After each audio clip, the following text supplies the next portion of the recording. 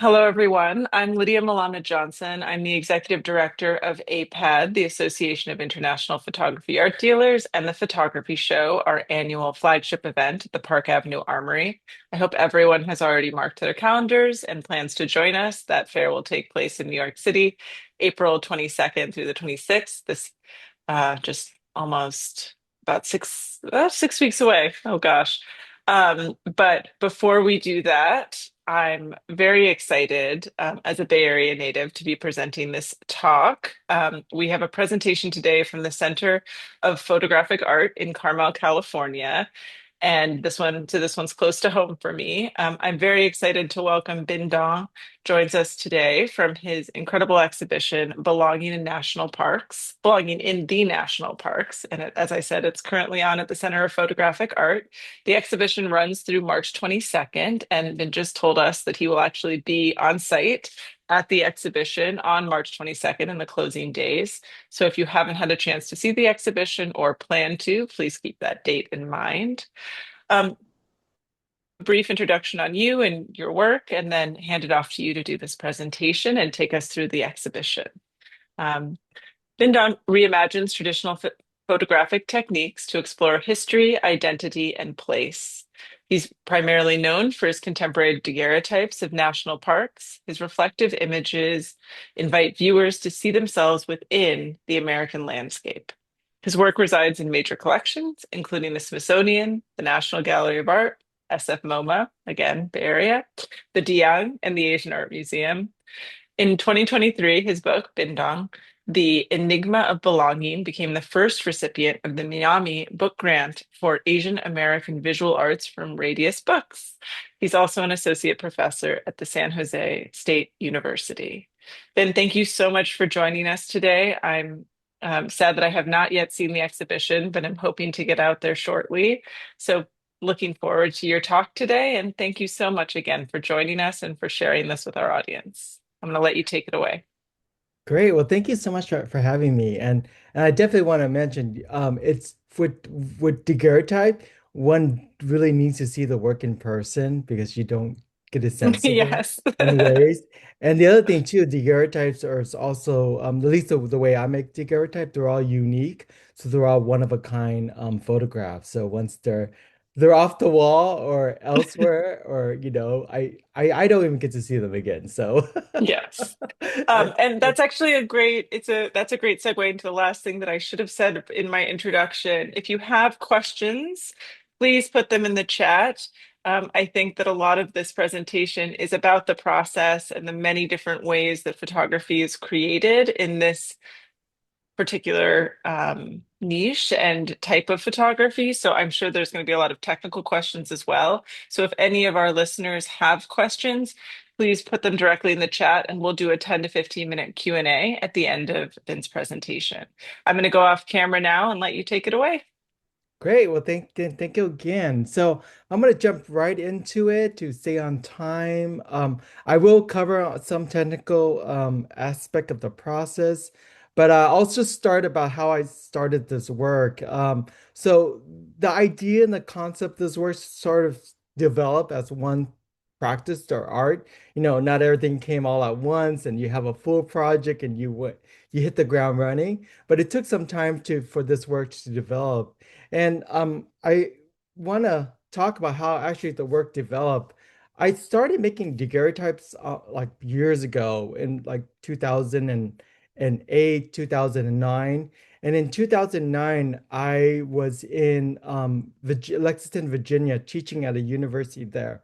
And when I was thinking about going to Virginia for that year, I was thinking about like, I need a body of work. I need something to work on as an artist. At that time, I was starting to thinking about making landscape daguerreotypes. And because I'm from California, the South, it's a really new landscape for me. I never imagined myself that I'll be out there. So I was living down near a park or a cemetery named Stonewall Jackson Memorial Cemetery.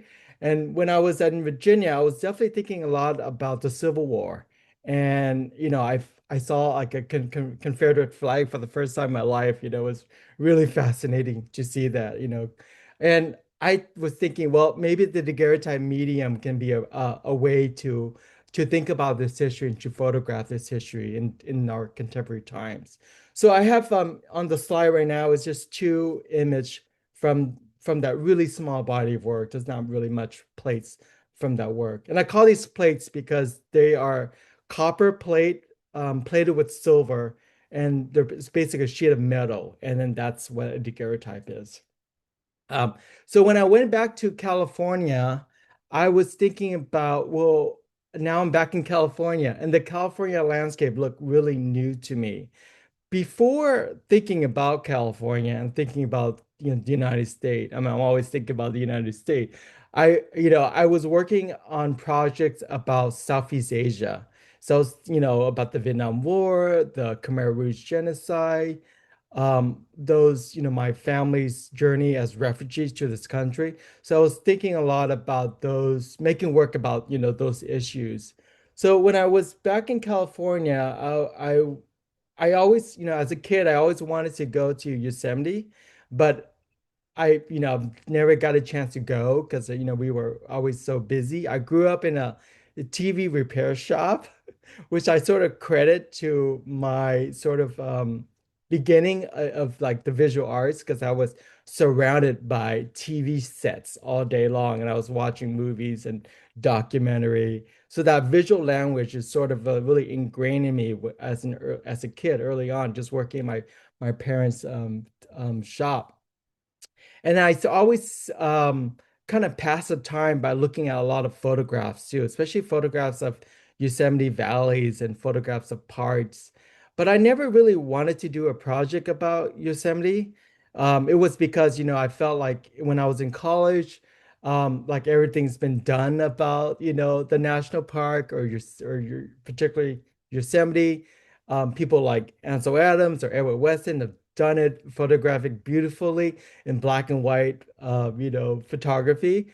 So, so when I came back in to California from 2011 to 2012, I started to experiment more with the daguerreotype process, and I felt like I could bring this process to Yosemite and other national park, and it gives me a chance to basically just go out and make photographs of the park.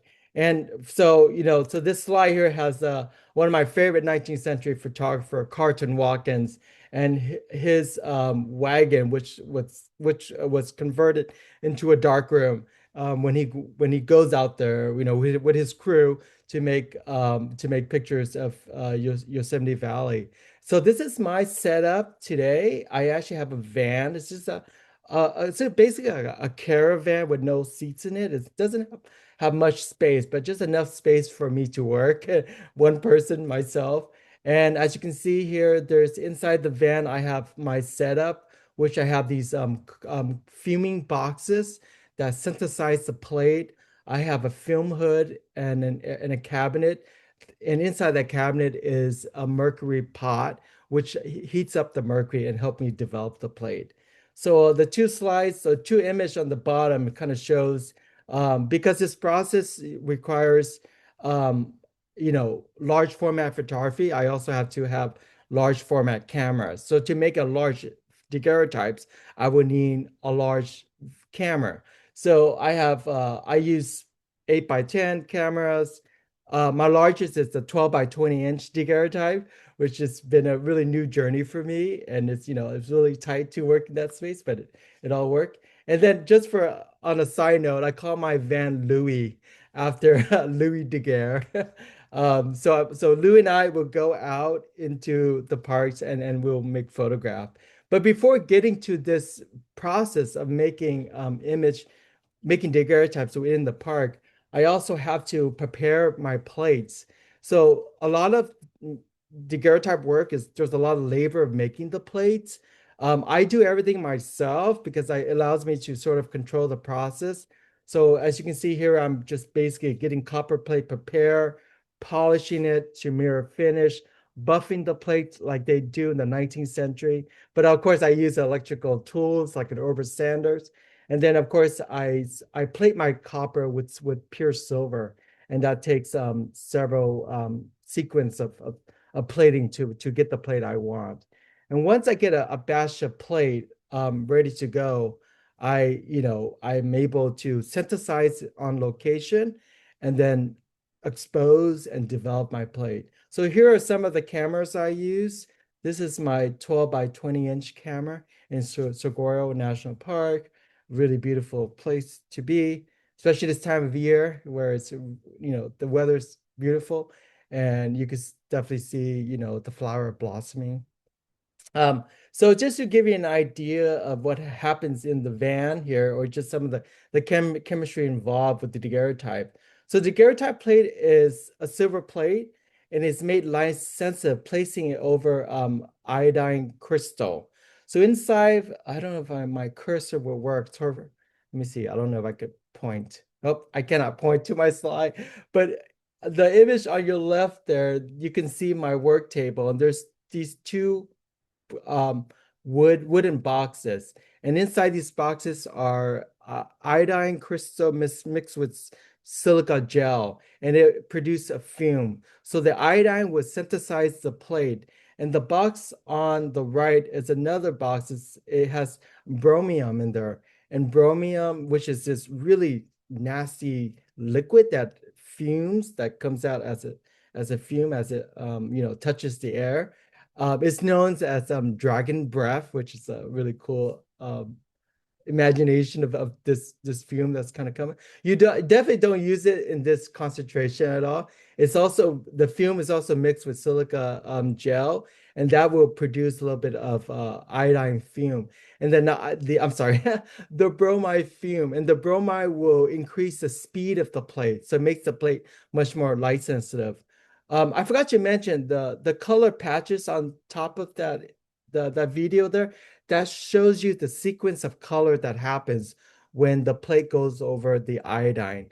As the plate gets iodized, it changes color. So it's sort of like, picks up these iodine color and it goes into the sequence of color. And in each different color sequence, you can actually control the contrast and also the speed of the plate too. So there's a lot of balancing the speed of the plate, the contrast, the bromium, and then once you expose, you develop your plate in what they call in the 19th century a mercury pot. So it has a little bit of mercury in there, about 5 milliliter, and it's heated, and then the fume of the mercury will develop the plate. Now that's all I know about the daguerreotype process. There's other expert out there who really knows like what's going on, like the scientific part of it, but I've, been practicing it. I kind of understand this is how it works, and it works for me this way, but that's all I'm gonna touch upon. So getting back to the work itself, I'm gonna show you like a 30-second excerpt of a BBC series called Nature and Us. And it kind of talks about the reason why I go out to the national park to make photographs. And it kind of shows me working in my van too. So you get an idea of what's going on. Today, national parks are a central part of American life. I think for us here in America, in our culture, we're taught to celebrate nature. We celebrate it through the national parks. It's a way for us to feel more American, to feel rooted to this land. Because we're all immigrants. We all know that this is a very young country. And, people in the 19th century were also thinking about that. What is our relationship to nature? Every time I come out here, I feel alive again. You come here and the space just opens up and you're there with nature. You almost become part of nature. Okay. So definitely let's now go to the park, and I'll just run through some of the daguerreotype I selected for this presentation. And many of these daguerreotypes are actually up right now at the Center for Photographic Art. One thing about it is I realized I don't have an installation shot of the show, I actually think the daguerreotype looks horrible in installation shots because they're just like these mirrors on the wall. But you really have to come up to them to see the image. And once you do come up to them, you also see your reflection within the image. And that's sort of the idea for me as for the for the viewer and for myself to see ourselves within these landscape, because it's something interesting that happens once you see reflection of yourself. You start to think about yourself, and we do that also like almost like 2 times a day when we wake up in the morning and when we go to bed, when we look in the bathroom, our most intimate space by ourselves, looking at ourselves and thinking about ourselves. So that's sort of the idea. The other unique thing about the daguerreotype, as you can see in this daguerreotype of the Roosevelt Arch at the north entrance to Yellowstone, is that the image is also in backward, because on the quote on top of the arch is say for the benefit and enjoyment of the people. So it's sort of backward because the process record the scene in reverse, because just sort of the way large format imagery, large form photography happens. You're actually looking at the image in reverse on the final work.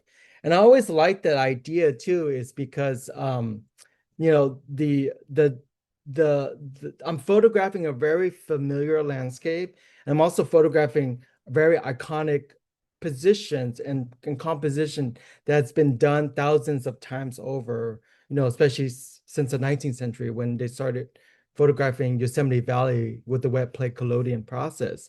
But the image is in reverse, and it's so for me it kind of play tricks on my imagination of this work, it because you remember these scenes, you probably seen them in books, but then once you see them in reverse, it kind of feels a little strange, a little awkward. It's a little just disorienting, and I kind of like that idea. Um, and so this quote here, upon the express condition that the premise shall be held for public use, resort, and recreation, was taken from the legislation that made Yosemite Valley a protected landscape and given to the state of California. And that was done in 1864 by Abraham Lincoln during the middle of the Civil War. And it was believed that these photographs that Carlton Walken made of Yosemite Valley work its way to DC. And Abraham Lincoln, who didn't visit Yosemite Valley, saw these pictures through the photographs. And because of that, he signed legislation to protect this landscape, which is quite amazing thing to do during the middle of the Civil War. And I always thought about this, this creation of the national park, like during the middle of a war, and I was thinking about like how I started this project is when I went to Virginia seeking out the Civil War, looking at Civil War photography and how they're all connected. These photographers out in California, like Edward Muybridge or Carter Watkins, when we're making landscape photographs. And then you have these like war photographers in the East Coast, in the South, like Alexander Garner's, Timothy O'Sullivan, Matthew Brady were also was making this other sort of photograph, and how these sort of two photograph styles sort of came together within the creation of the national park. I always think it's just a beautiful story to tell. So a lot of my work, it requires a lot of endurance. I hike. I usually just sort of hike to halfway to get the view I want. For example, here, this was maybe 2 summer ago when I hike half to the halfway point to get this view of Upper Yosemite Fall here. And again, it's most of the time, a lot of work doesn't are not successful. I only keep successful plate, and then all the plates that are not successful are polished off, and then I reuse the plate here. Um, so so yeah, I get a lot of questions like the blue in the plate, which happens in a lot of photographic processes. It's called solarization. So basically, when the highlights get solarized, it becomes a little bit darker, like in film photography, in wet plate collodion. But in the case of the daguerreotype, that darkness becomes actually a blue tone, which is always so cool to see. Is because there's a lot of highlights, and there's like the UV light is really strong, especially in the sky and in the waterfalls, and that's the reason why it produced a blue tone. So and I'm gonna start this little loop video here. And the way to document daguerreotype is actually to make a video of it, because it's really impossible to I scan my plates in digitally, and I just sort of that's how I document it. But the video really shows you the subtle colors. So yeah, as you can see here, there's a lot of pinks and greens and blue within the plate. But that's it has this really nice hologram effect. So yeah, anyway, back to the blue. The blue is a really magical moment because it's something, you can't try to make it happen, but most times it just happen by chance. Because when I'm exposing, I'm trying to get an overall exposure of the scene.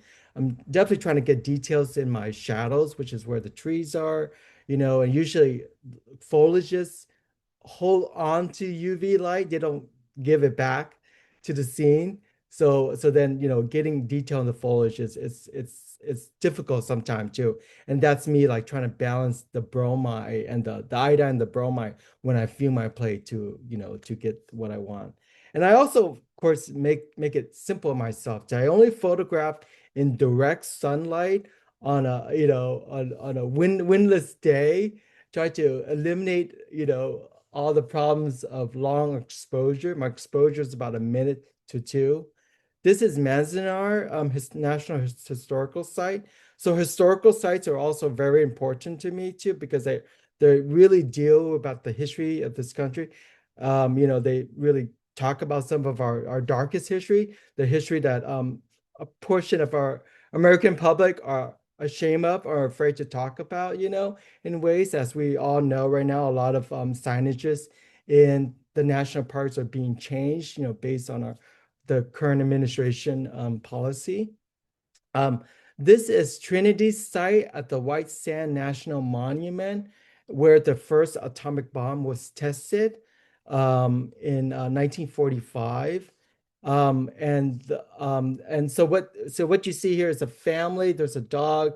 There's a little child standing in front of a replica of a bomb called Fat Man, the plutonium bomb that was dropped on this Japanese city of Nagasaki on August 9, 1945. So yeah, I'm always fascinated with just culture itself and history embedded within our landscape. Um, and this is Death Valley. And when I was in Death Valley, I I was very interested in the geology and the rocks, so I started photographing the ground, thinking about like some of Edward Weston's photographs of Point Lobos and things like that, textures and ground. And the amazing thing about Death Valley too is that you could be at the lowest point in North America as well as a really high point, not the highest, but a high point here. For example, this is Dante's view, looking down at Badwater Basin, the previous slide where I show you, and now you're 5,476 feet above sea level. This is Saguaro National Park, as I mentioned before. And in this slide right here, I'm gonna start this animation here. What I love about the daguerreotype process is the details. The details is extremely amazing because the structure of the image is based on nanoparticles, silver nanoparticles. So in the 21st century now, what I can do is scan in my daguerreotype, and actually I could zoom in where my eyes cannot even see the details. For example, on this hill here, you can still count each a cactus up there on that hill. Um, and again, making very formal composition within the national park, but for me, they have other meanings too. For example, the image on the right is at Joshua Tree, and I was thinking about this rock that's kind of log itself into this crevice and this holding its position there. And for me, it's kind of like a metaphor for America, we're like trying to balancing ourselves, in ways. So it has other meanings for me, not just like formal issue, but it's sort of there when I look at the work, and what I bring to the work for myself is sort of there. When I was photographing this at Joshua Tree, it for me it's really difficult sometimes to photograph the national park because I'm on my way to a particular location. I have set in my mind I'm gonna make a picture of this. I'm gonna march there and do it. But a lot of things happen on the way, and as a photographer, you want to photograph everything, but you only have like 20 plates for the rest of the whole day, so you got to be really careful. But in this incident here, was just walking and I saw these people on the hill, and I was like, oh man, I just hope that they don't move because I wanted to, make a picture of them. So you can also see there's a person sitting on the rock there, and they're just standing out there looking into the view. So the remnants of humans, of people within these spaces are really important for me too. For example, this is petroglyphs uh, in Arches National Park, as well as newspaper rock. This is actually not the part of the national park, but it's a state park in Utah that have just hundreds of petroglyphs on the rock, and it's just a small portion that I cropped from this composition here.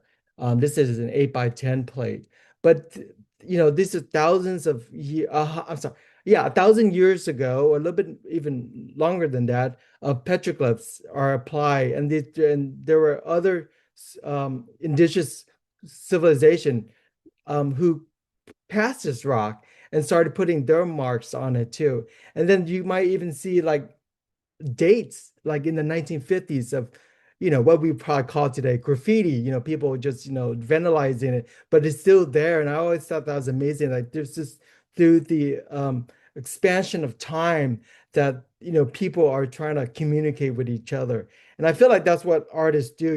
We make art so we could communicate with someone in the future, to sort of signify what happened, during our times here as we live throughout our life.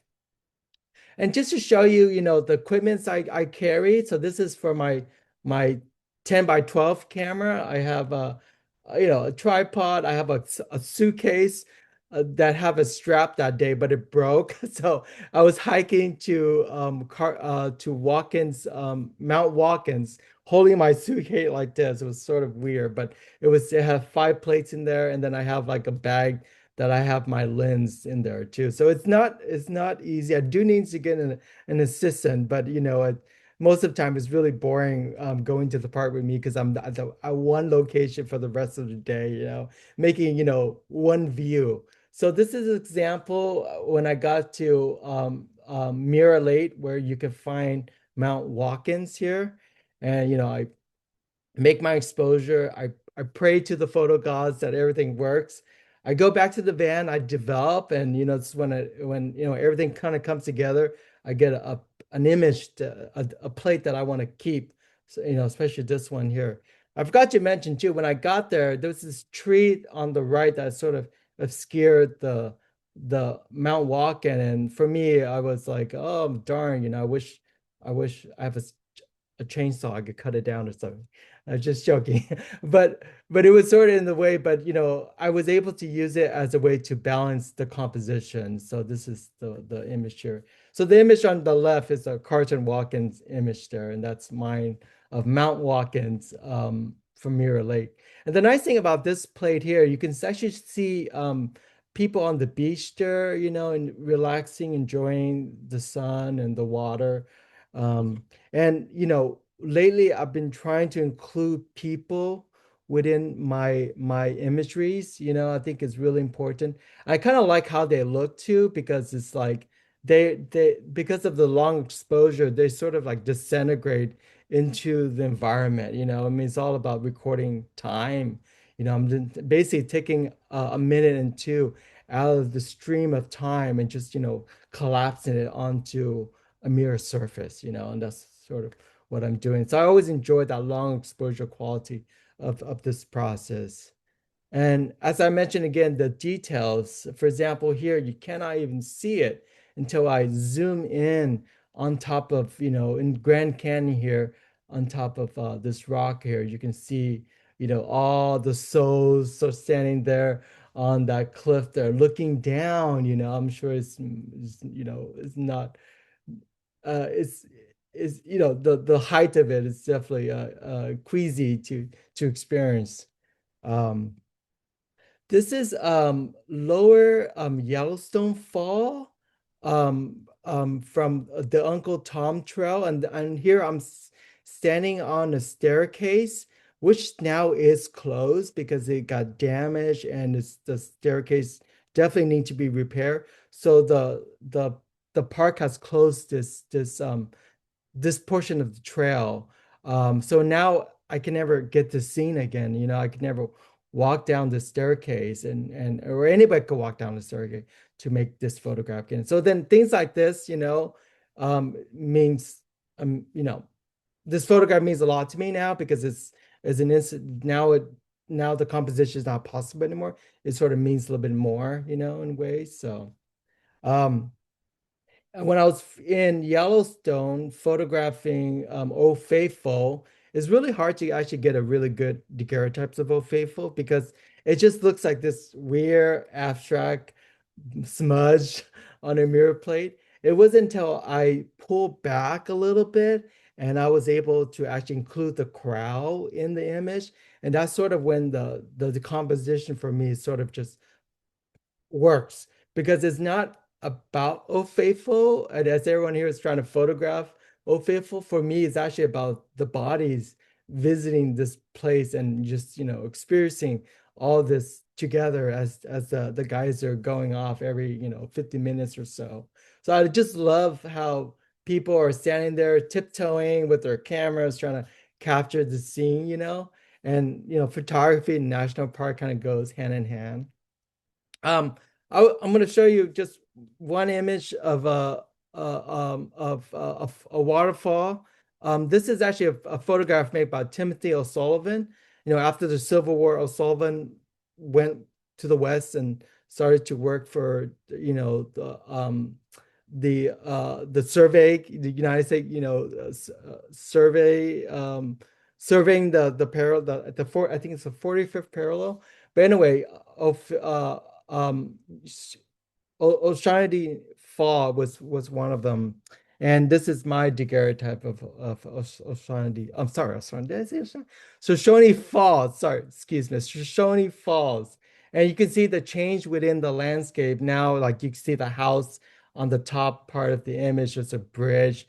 And I always enjoy that because the process is 19th century. The image looks 19th century, but it's 21st century, what is our time, what we're looking at. But because it looks like it was done in the 19th century, it plays again tricks on our ideas of this place. So after making the daguerreotypes, I go back to my studio and then I fix the plate with sodium thiosulfate and then I gild the plate. So here is a video of me gilding the plate. I gild on a food warmer called Chef Man. It's just a little thing that keeps food warm when you're having a party, and it works really well for me. And I there's other ways to gill, when you're balancing a plate on this instrument and you heat it with a torch.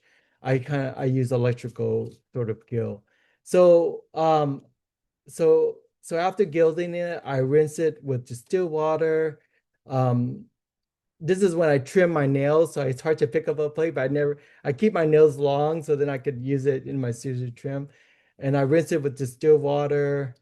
Um, and so this actually was an image I made this year, 2026. It was my first daguerreotype of 2026 of Yosemite Fall here. And I apologize. I'm not really good with the cell phone camera here but hopefully you'll get a sense of it in the next scenery here. So yeah, so now everything's done. It's gilded. I dry my hand because I'm going to handle a, a blow dryer. And then I blow dry the plate here. And then this is when the magic is reveal itself because you're at the end of making a daguerreotype and everything works well. You get you get a beautiful daguerreotype of that image. So yeah, the gilding really warms up the plate. It also makes the plate much more the image more durable in a way. But you should never touch the surface of a daguerreotype because you can actually remove the image. It's still really delicate, and that's the reason why the daguerreotypes it's a cased image to protect it from oxidating as well because it's basically a sheet of silver that has silver crystal in there that it's damage yourself.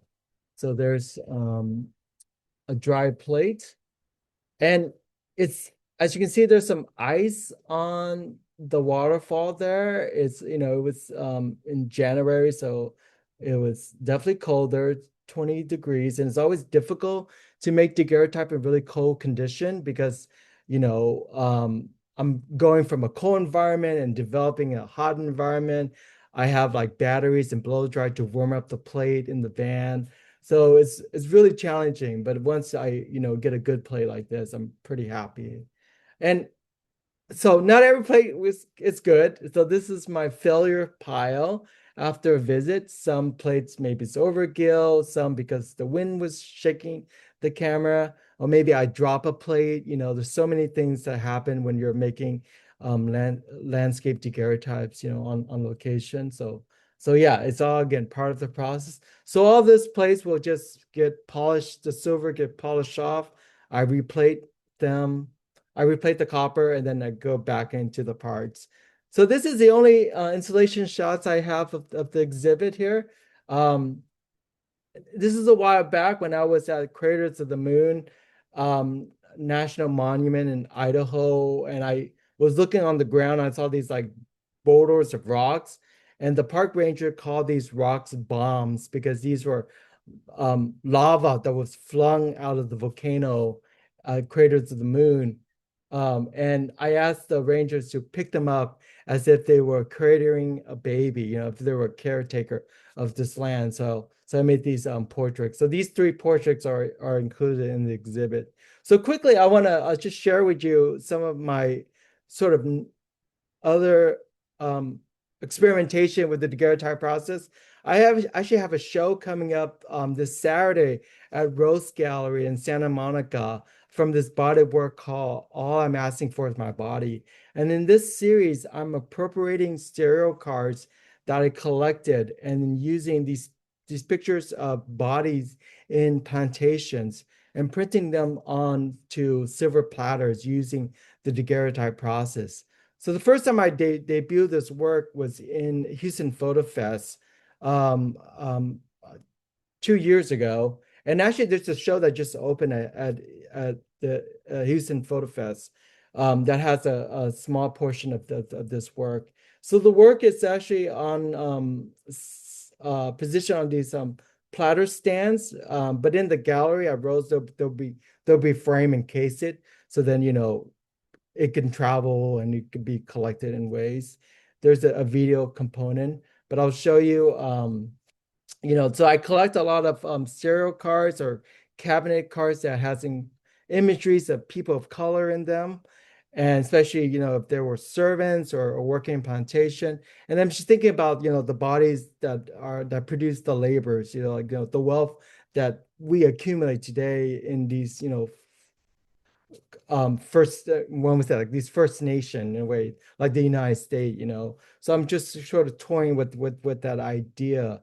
And this is an example of another play. This is one I made, a year ago, but it kind of came to light because this is an image of a tarot card of people cutting down sugar cane, and it sort of reminds me of what we witnessed in the U.S. here is a halftime at the Super Bowl, and I want to end with a quote by Bad Bunny saying, "English is not my first language, but it's okay. It's not American's first language either."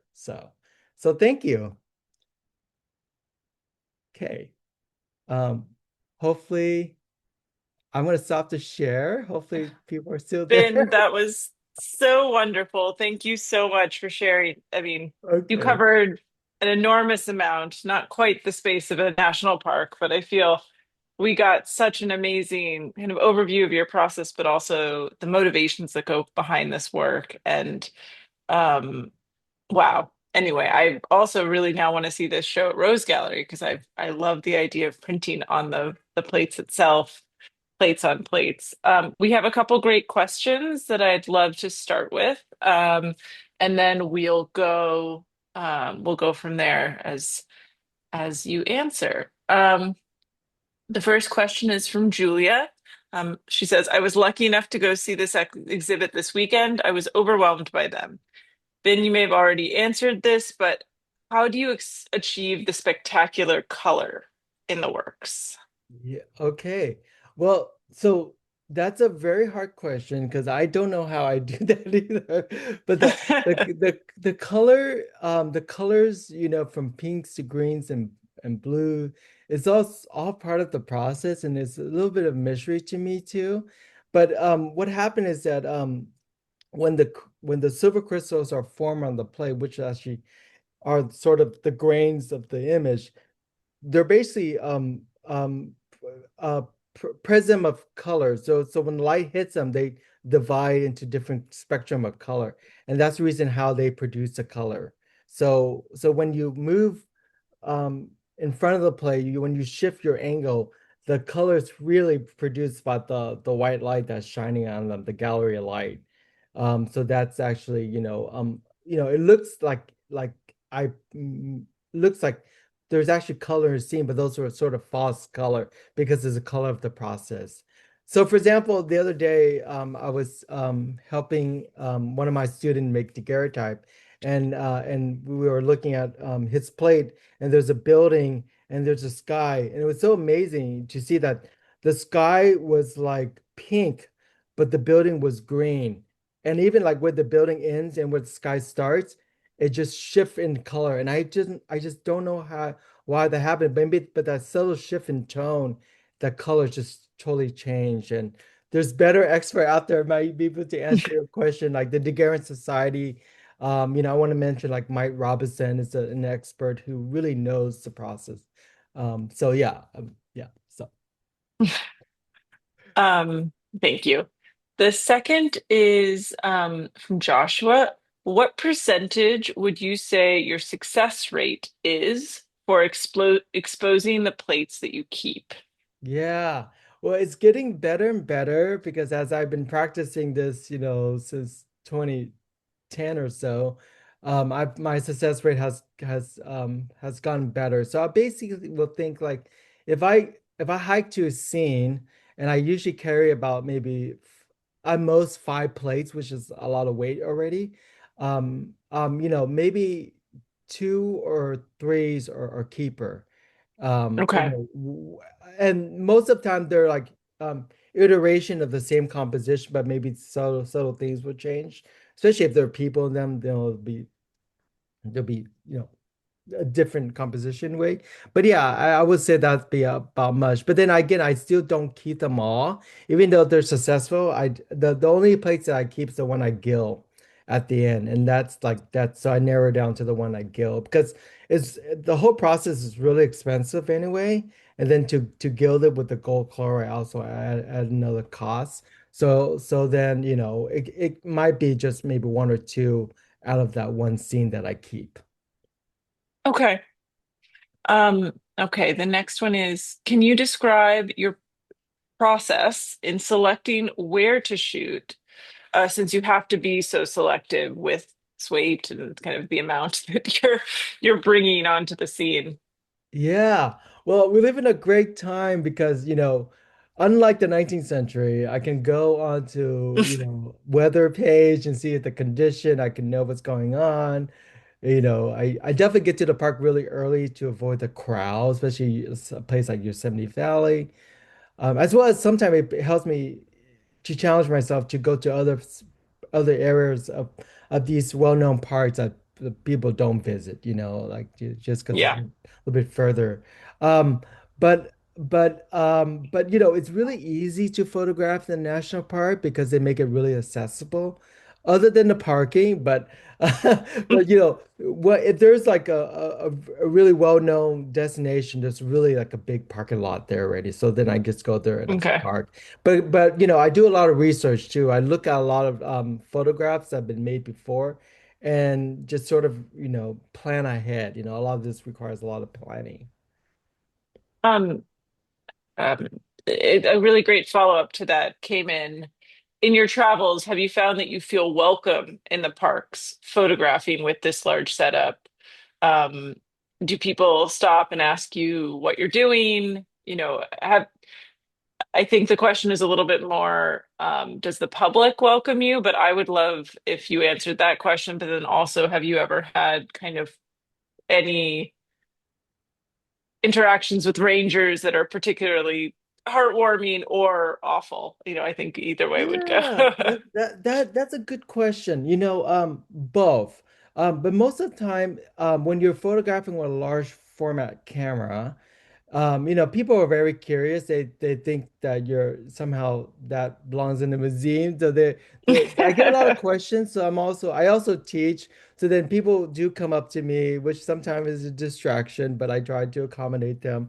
I let them look into the camera and show them how easy this is all is. It's not. So I don't have any issues.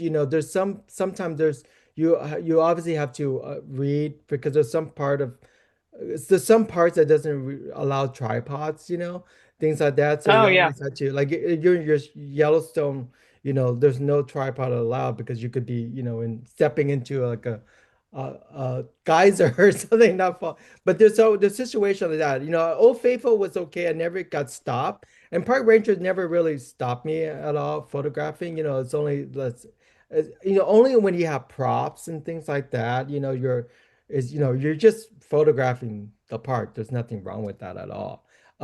So just that, so that's, most of the situation, most of the cases positive.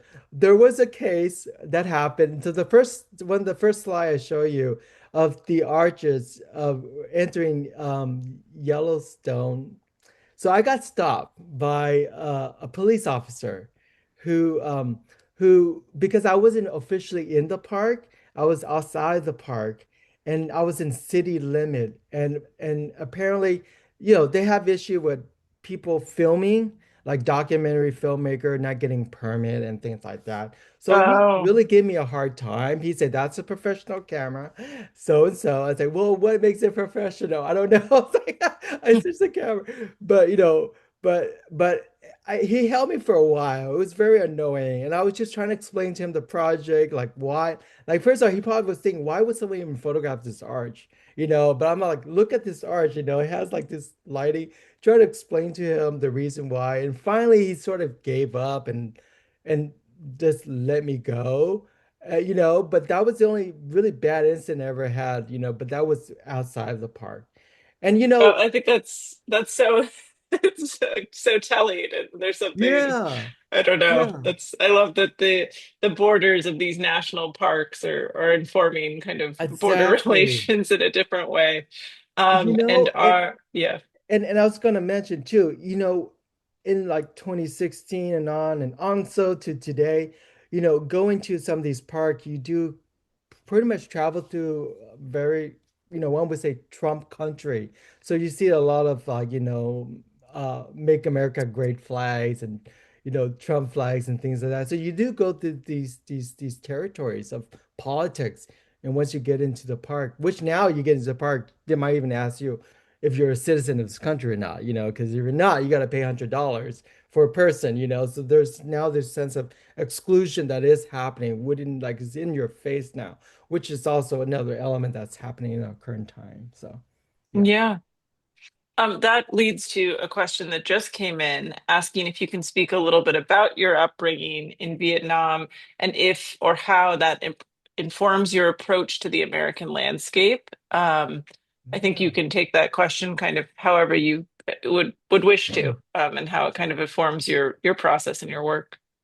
Yeah, that's a really great question too, because it didn't occur to me until recently that like how some photographer does portraits, still lives, and I feel like oh I somehow am a landscape photographer.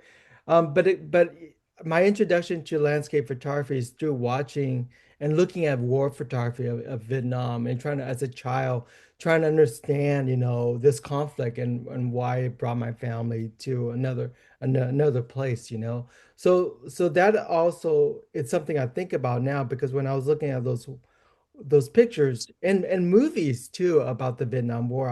I was seeing the land. I was seeing camouflage patterns and so all that sort of work its way into, my interest of landscape. And like I remind people, not when I'm at the park, but I remind people too in my talks, like when you go to Yosemite Valley, it was once a war zone. It was, the 1850s Mariposa battalions were trying to remove the indigenous population there. And like three brothers named after three brothers because of the capture of Chief Tenaya's three sons. So when you look at that view, there was actually a conflict that was happening there. Some of these landmarks that are in Yosemite Valleys are named after, Civil War generals and stuff like that. So all this is embedded within the Well, yeah, of landscape. course, and in the first part of your talk, talking about Stonewall Jackson Cemetery, which of course now is renamed after, and how these different conflicts have changed kind of the way that we speak about the places, and that somewhere so many people go to for a sense of peace or to reconnect with nature actually have these histories that maybe aren't known, even as you refer to three brothers. What does that mean? Yeah. I And I think think it, it's totally yeah. fine to hold those contradiction too. And that's sort of me like, that's like a mature person would do, and not try to like censor anything because that makes this history much more greater when we actually understand the complexity of it. Um, my colleague Irene, who you met earlier, sent a comment that I thought would be nice to share in this moment is, in a sense, you are part of the parks since there's such a tradition of photographers going into them with variously complex setups to capture these places. And I think speaking about like what you just did and kind of the changing names and kind of what all these places are, but there is this real genealogy of photographers that have done that. And I think it's interesting when you just said, now they charge this $100 if you're not a citizen and all of this, and how that might have changed over the last couple hundred years. Um, we have two more questions that I want to make sure we get to. Have you gotten commission projects from the national parks? No, not really. I haven't done anything official with the national park. Yeah. Okay. And then the next question was, can you speak more on your experience of shooting at Manzanar? Yes. Well, I visit the Owen Valleys in where Manzanar is located, sort of between the Sierra and like Death Valley. So yeah, it's an amazing place because as you know, it's once so I was to walk into that and to explore the history and think about these buildings, and also think about the landscape there. I mean, that's you know, it's an interesting place too, because I know now Manzanar, there's these if I haven't been there recently, but there's these signage now that the people call them snitch signage. So basically, if you read something that like you saw like a book about something in the bookstore that doesn't go along with the Trump administration, you can actually there's a QR code. You could let them know that this is happening, or you could this signage needs to be removed or something. So this is really it must be a really strange space to be in because it's also about this history of internment. So that's something to consider. Like I probably will now go to Manzanar as the weather's warming up to sort of like re-photograph what I photographed a while back. So yeah. This is our last question, unless something else comes in. And we have a question that asks, will this be available to view later? And I think they mean that question of, is this talk going to be viewed later? And it will be. It will live on our YouTube channel. But I wanted to know, obviously, I'm going to use it to expand on that and say, do you have a plan to showcase this work anywhere else? Obviously, you have the other show coming up, but will these daguerreotypes be available for viewing in the you know, weeks, months, years to come? Yeah, not nothing happening so far. I mean, this is I mentioned to Anne at Anne Jackstrap at the director at the Center for Photographic Art. This is my first largest ever installation of these daguerreotypes for the National Park. I mean, there's 15 years of work here. So, and as an artist too, I do work with galleries to help sell my work so that I could continue making art.